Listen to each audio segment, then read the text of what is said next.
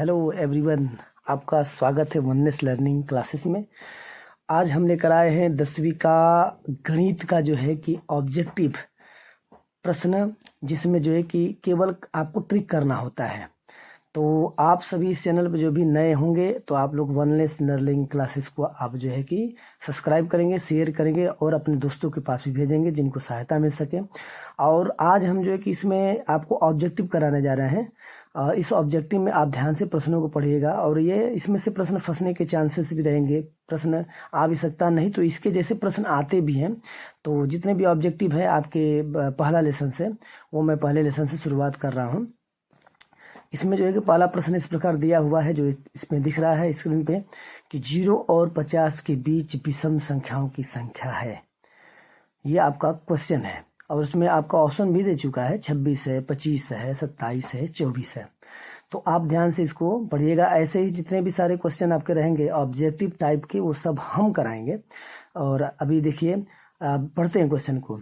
यहाँ पर 0 से 50 के बीच विषम संख्याओं का, तो यहाँ पे 26 दिया है, 25 दिया है, 27 दिया है, 24 दिया है। तो आप इसमें सोच सकते हैं, आपके जानते हैं कि 0 और 50 के बीच विषम संख्या कितनी होती है। तो ये आप गेस करिए कि 0 और 50 के बीच विषम संख्या और सम संख्या दोनों का योग बराबर होता है, मतलब दोनों की मात्रा बराबर बराबर होती है। जैसे 25 सम होगी तो 25 क्या होगी, विषम होगा। तो आप इस तरह से गेस कर सकते हैं कि जब 25 सम होगी और 25 विषम होगा तो फिर इसमें विषम संख्याओं की संख्या कितनी होगी, बी होगा। ये 25 आपका आंसर होगा। तो इस तरह से आपका पहले वाले क्वेश्चन का आंसर है 25। अब इस तरह से आगे बढ़ते हैं। दूसरा क्वेश्चन दिया है 5, 15 और 20 के लॉसो और मौसो का अनुपात होगा। मतलब इसमें लॉसो और मौसो तो हम निकालना जानते ही हैं कि लॉसो और मौसो कितना होगा। यदि लॉसो मौसो आप निकाल लेते हैं तो अनुपात निकालने में बहुत आसानी हो जाती है। आप क्या करेंगे कि लॉसो को ऊपर रख देंगे और मौसो को नीचे रख देंगे, तो उसका अनुपात भी ज्ञात हो जाएगा। बस लॉसो और मौसो निकालना। इसकी दो विधियां हैं, एक तो गुणनखंड विधि और एक भाग विधि होती है। तो आप दोनों विधि का प्रयोग कर सकते हैं। तो 5, 15 और 20, इसमें देखिए मौसो निकालना बड़ा आसान हो जाता है, क्योंकि 5 से 5 कट जाता है, 15 कट जाता है, 20 भी कट जाता है। 5 एकम 5, 5 15, 5 चौको 20। तो यहाँ पर 3 ऑप्शन दिया है, 9 संबंध 1, 4 संबंध 3, 11 संबंध 1 और 12 संबंध 1। तो देखिए यहाँ 5 से तो सारी संख्या कट जा रही है। 5 एकम 5, 5 3 15, 5 चौको 20। ये 5 तो समझ में आ रहा है। इसका मतलब एक ध्यान दीजिए कि 5 से भाग देंगे तो सब कट जा रहा है। तो एक अनुपात मिल गया, 5 एकम 5, 5 3 15, 5 चौको 20। ठीक है। तो ये 20 जो है कि आपका देखिए यहाँ पर जब अनुपात निकालेंगे तो ये हो जाएगा, एक तो अनुपात निकलेगा तो 12 संबंध 1 का हो सकता है, क्योंकि जब हम 5 से इसको कटाएंगे तो 5 एकम 5, 5 चौको 20। इस तरह से ये 5 से इसको हम देखिए यहाँ पे डिवाइड कर सकते हैं। 5 एकम 5, 5 3 15, 5 चौको 20। इसका अभी मौसो निकल गया 5, अब रह गया लौसो निकालना। तो लौसो भी 5 और 15, 20 का जो है कि आप दो विधियों से निकालते हैं, तो वो भी निकालने का तरीका हम बता दे रहे हैं। जैसे यहाँ पे देखिए निकालेंगे 5, 15 और 20 का लौसो, तो ये 60 हो जाएगा। ठीक है। जब 60 हो जाएगा तो 60 में 5 का आप क्या कर देंगे, भाग दे देंगे। जब 60 में आप 5 का भाग दे देंगे, लौसो में मौसो को भाग दे देंगे, तो देखिए 5 एकम 5 और ये 5 ऊपर 12 पचे 60। 5 एकम 5, 12 पचे 60। यदि आप कटाते हैं 60 को 5 से तो 5 एकम 5, 12 पचे 60। ये क्या हो जाता है कि 12/1 का अनुपात होता है। मतलब इसका उत्तर क्या हो गया, इसका उत्तर डी वाला आंसर है, मतलब 12 संबंध 1 का। तो इस तरह से आप मौसो और लौसो का अनुपात भी निकाल सकते हैं। ये आपका उत्तर हो जाएगा डी, 12 संबंध 1। अब इसके आगे जो प्रश्न है, निम्न में कौन अपरिमेय नहीं है। निम्न में कौन अपरिमेय नहीं है, मतलब अपरिमेय नहीं है ये बताना है हमको। परिमेय नहीं, अपरिमेय बताना है कि अपरिमेय नहीं है।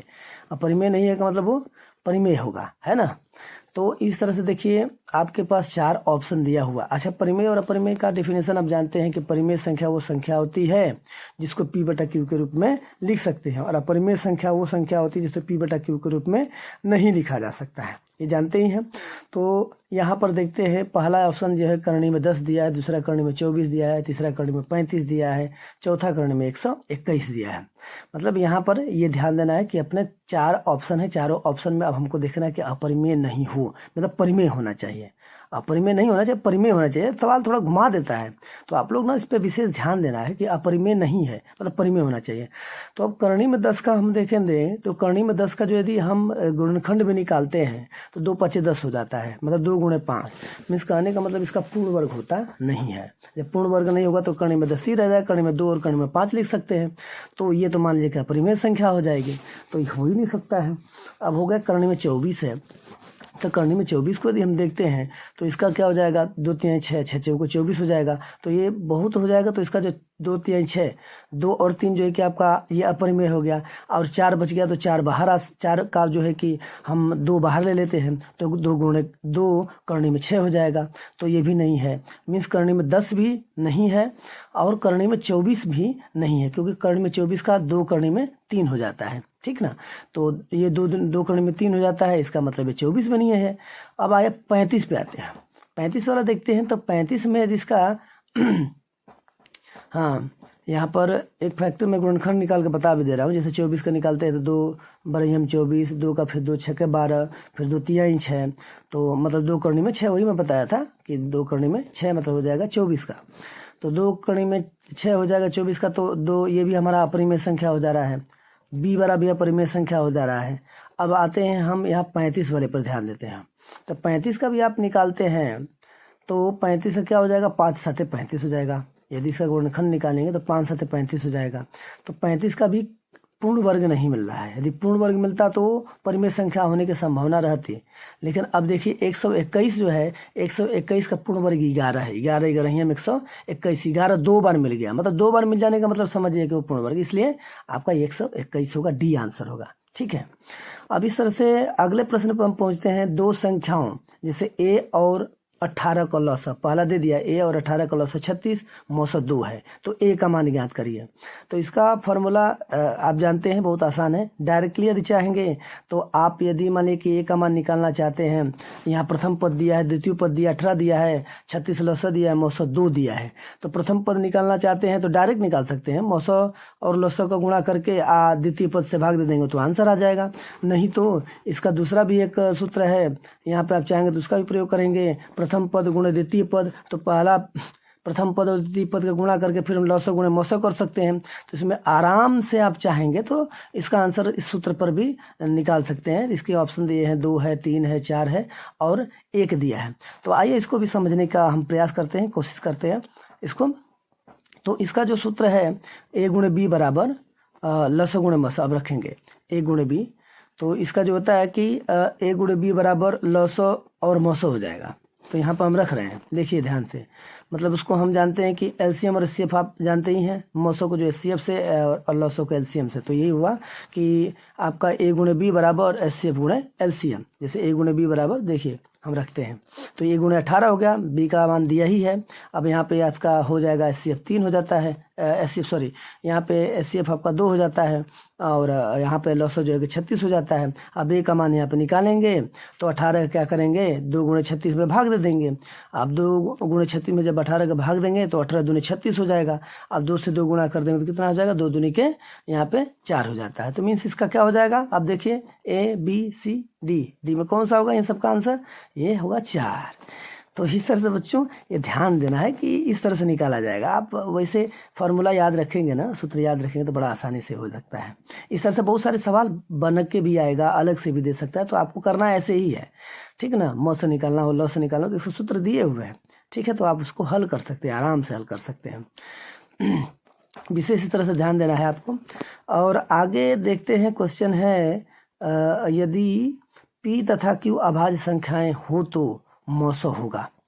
P और Q अभाज्य संख्याएं हैं तो मौसा होगा। तो यहाँ पर भी बहुत आसान है, ज़्यादा कुछ भारी नहीं है।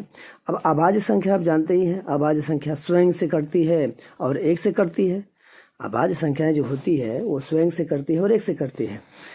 तो विशेष एक चीज़ ध्यान देने वाली बात है कि आप लोग ज़्यादा से ज़्यादा जो है कि चैनल को वनलेस लर्निंग क्लासेस को आप शेयर सब्सक्राइब करिएगा। तो आइए देखते हैं क्वेश्चन को। अभाज्य संख्या आप जानते हैं कि 1 से ही विभाजित होती है या तो स्वयं संख्या से विभाजित होती है। तो आप यहाँ पर निकालेंगे 1 गुणे P बराबर, यहाँ पर देखिए आप निकालते हैं P बराबर 1 गुणे आप निकालते हैं, पी निकालते हैं, तो उसमें देखिए यहाँ पर आप निकाले हैं तो यहाँ पर दोनों में मौसम मिल रहा है, एक एक मिल रहा है दोनों अभाज्य संख्याओं का। पी का निकालेंगे तो ए गुण पी, और क्यू का निकालेंगे तो ए गुण क्यू, क्योंकि आप मौसा ऐसे निकालते हैं ना, तो इसकी अभाज्य संख्याओं में मौसा क्या होगा, एक होगा। मौसा लौसा निकालने के लिए गुणनखंड विधि का यूज करते हैं, तो वही जो है कि यहाँ पे गुणनखंड विधि का प्रयोग किया गया है, इसलिए इसका क्या होगा, एक होगा। आइए अब नेक्स्ट पढ़ते हैं हम यहाँ